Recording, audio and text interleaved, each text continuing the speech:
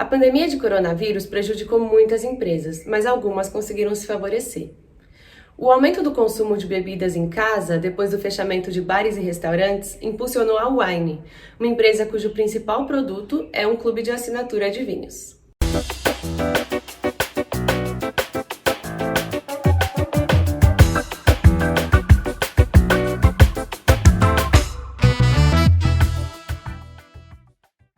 Para saber um pouquinho mais sobre a estratégia de crescimento, que aposta na alta recorrência e na omnipresença, a gente conversou com o Marcelo D'Arienzo, CEO da Wine, que também falou um pouco sobre as perspectivas para os próximos trimestres e sobre os planos de IPO. Nesse momento de reabertura da economia, a Wine está fazendo um caminho diferente do que a gente está acostumado a ver, deixando de ser uma empresa totalmente online e partindo para a abertura de lojas físicas. Mas antes de você assistir esse vídeo, se inscreve no nosso canal para ficar por dentro das novidades, curte o vídeo e compartilha com quem puder gostar. Bom, Marcelo, obrigada por ter topado conversar com a gente. Parabéns aí pela trajetória de vocês. E acho que a gente podia começar bem por aí. Como foi o crescimento de vocês até agora e onde vocês estão nesse momento? Bom, primeiro, obrigado pela oportunidade. A Wine é uma empresa que tem uma história de 12 para 13 anos. A gente foi fundado em 2008 e já em 2010 a gente lançou o nosso principal produto, que é o clube de assinatura. Desde então a gente vem crescendo muito e vem pensando em como continuar a desenvolver a estratégia da companhia. Hoje a gente tem um ecossistema bastante completo para o amante e para o entusiasta do mundo do vinho. A jornada do nosso cliente normalmente começa através da assinatura, de uma das opções de assinatura que a gente tem dentro do nosso Clube Wine. Na sequência, ele começa a se relacionar com a nossa empresa e começa a fazer compras adicionais no e-commerce da Wine. Ele tem 15% de desconto na nossa plataforma e, conforme ele vai conhecendo o nosso portfólio, ele acaba consolidando a demanda dele conosco. E boa parte desse relacionamento acontece através do nosso aplicativo. O nosso aplicativo hoje é uma das melhores ferramentas de conexão e comunicação com o assinante que a gente tem e também é uma ótima ferramenta para a gente poder entender melhor os anseios e os feedbacks dos nossos assinantes.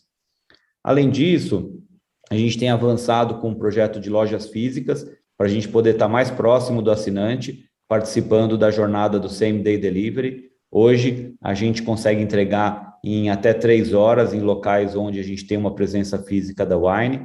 Esse é um grande projeto de descentralização do estoque para a gente poder estar mais próximo do assinante.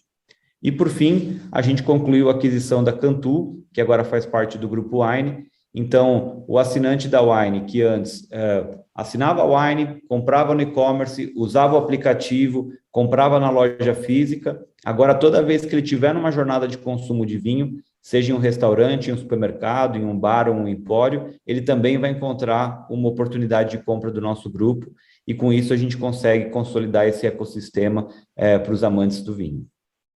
Legal.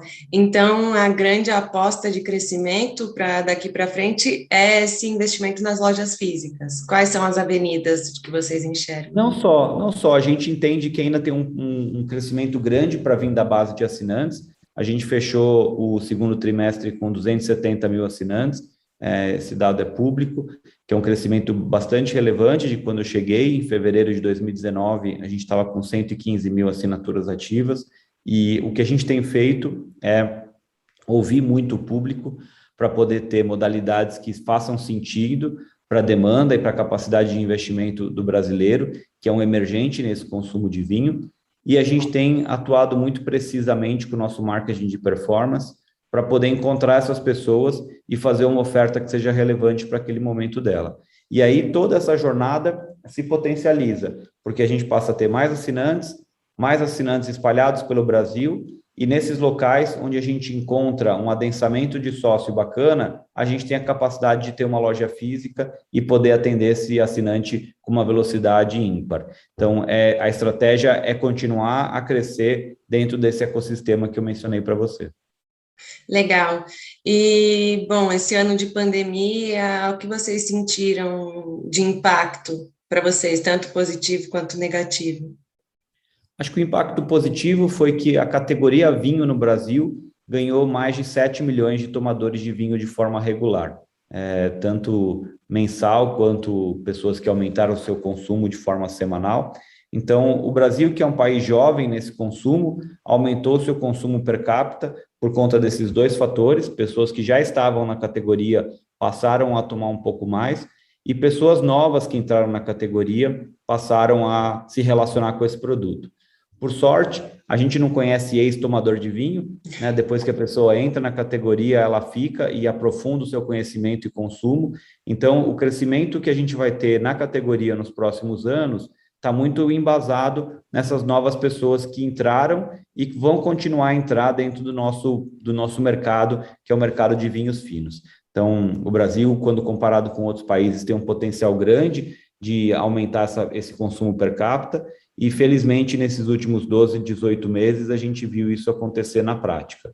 Agora que a gente já vê o mercado, né, se reabrindo, né, então as pessoas saindo de casa, voltando a estar no varejo físico, a gente começa a ver que esses novos tomadores de vinho que apareceram de forma digital agora estão fazendo uma compra no mercado que ele visitava, no empório, no restaurante, e a gente vê esse lado B2B se aquecer muito, fruto desses novos usuários que entraram.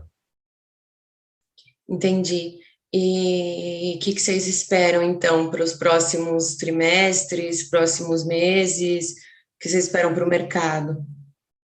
Assim, essa tendência é uma tendência irreversível, né? Mesmo antes da pandemia, a gente já via esse crescimento de usuários dentro da categoria e do aumento do consumo per capita. O que a gente teve agora foi uma aceleração, e o que a gente vem observando nos últimos meses é que o consumo continua em patamares elevados, e é o que a gente imagina que a gente leva para o próximo ano, né? Então, um crescimento constante aí, próximo de 2 dígitos, né, do nosso mercado, e estando bem posicionado com esse ecossistema que a gente tem e que é único, de estar presente num relacionamento de alta recorrência através do clube de assinatura e de total omnipresença com esse posicionamento, a gente consegue participar em mais jornadas e tentar então se beneficiar desse movimento que a gente vem observando de mercado.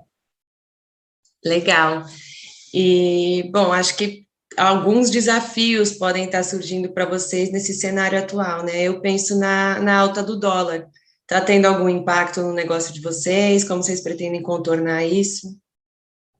O mais importante para a gente é ter menos variação do que aumento. Então, quando a gente tem um aumento de patamar, como a gente teve agora para o 5,20, é ruim porque a gente tem que reposicionar o portfólio, a gente tem que fazer eventuais aumentos e comunicar isso para o nosso consumidor, mas ele é um consumidor que já entende essa dinâmica porque ele viu isso acontecer ao longo dos últimos anos.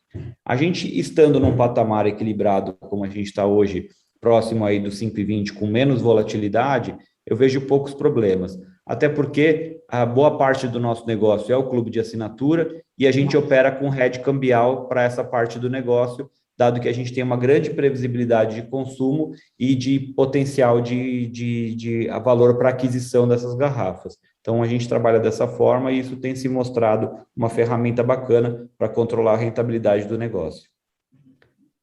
Legal. Bom, acho que é a pergunta que não quer calar aí, né? E o IPO? Quando vem? A gente continua bem animado pelo que aconteceu nos últimos 12 meses.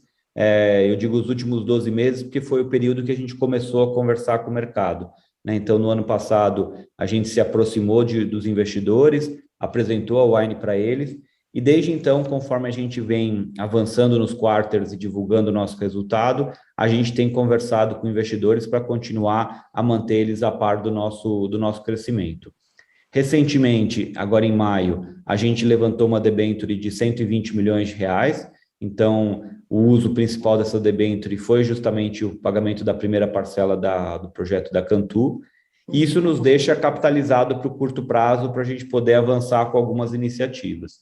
Então, eu diria que no curto prazo, a gente não tem uma necessidade específica de captação para fazer um IPO, mas eu tenho certeza que no momento certo, quando a gente tiver a capacidade de continuar a comunicar e entregar como a gente vem fazendo nos últimos trimestres, a gente vai estar pronto para poder fazer um IPO e ter, obviamente, os projetos dentro de casa maduros para que a gente faça bom uso desses recursos que a gente eventualmente levante num IPO. Então, o tema continua dentro do nosso radar e eu costumo dizer que ele vai vir na hora certa. Isso passa muito por amadurecer esses projetos que a gente tem dentro de casa e continuar a manter esse relacionamento bacana que a gente tem com o mercado de investidores.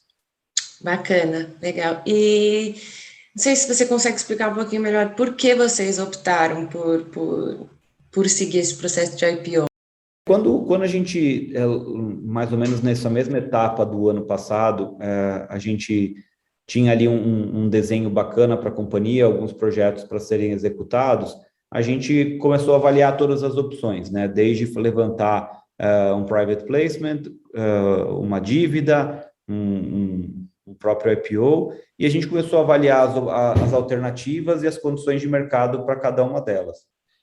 Conforme a gente foi avançando nessa conversa do IPO, foi ficando claro que a companhia continuava a crescer muito naquele momento, e a gente era um negócio relativamente novo para os investidores, baseado em assinatura de um produto físico, que é diferente, algo aqui no Brasil, e a gente estava, então, nesse processo de educação do mercado. Então, quando a gente viu que a gente continuava a crescer e a gente conseguiria levantar uma dívida para poder fazer frente a esses projetos de curto prazo, a gente optou por, primeiro, dar espaço, que obviamente vai rentabilizar muito mais a posição dos nossos acionistas, e na sequência, conforme a gente tem esse amadurecimento dos projetos, a gente possa fazer o segundo passo do IPO, porque a gente tem um nível de ambição muito grande como consolidador desse mercado, né? Então, o mercado de venda de vinho no Brasil ainda é muito pulverizado, muito familiar em vários lugares, e acho que a gente, como líder do mercado, tem essa possibilidade de ser o consolidador dessa indústria e oferecer cada vez mais soluções profissionais para os nossos consumidores.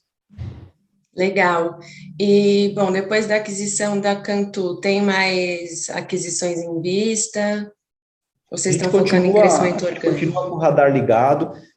Eu diria que tem algumas situações que a gente quer avançar, que empresas de tecnologia com quem a gente tem conversado podem ser targets interessantes, para a gente poder viabilizar esses projetos de forma mais rápida. Isso passa por melhorar o nosso aplicativo, melhorar a nossa logística, para a gente poder entregar de forma cada vez mais rápida e eficiente para o nosso assinante.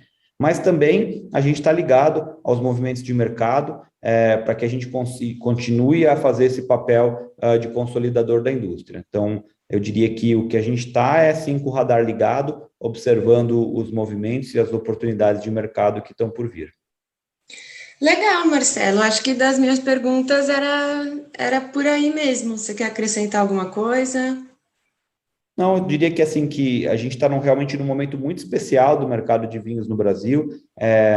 Essa pandemia que foi dura para muita gente, ela trouxe para o nosso mercado esse fenômeno incrível que foram os novos usuários, e a gente vê o comportamento deles muito parecido com os novos usuários que entravam no passado. A gente teve só um movimento mais forte acontecendo durante esses últimos meses, e agora esses recém-consumidores que entraram na categoria começam a desempenhar o mesmo comportamento que a gente esperava, e esse processo de evolução vai ser natural. Então, isso é uma avenida muito bacana para um crescimento contínuo da indústria no Brasil, e eu espero que a gente possa fazer um bom papel como líderes do setor aqui no Brasil. Obrigada, muito obrigada pelo seu tempo.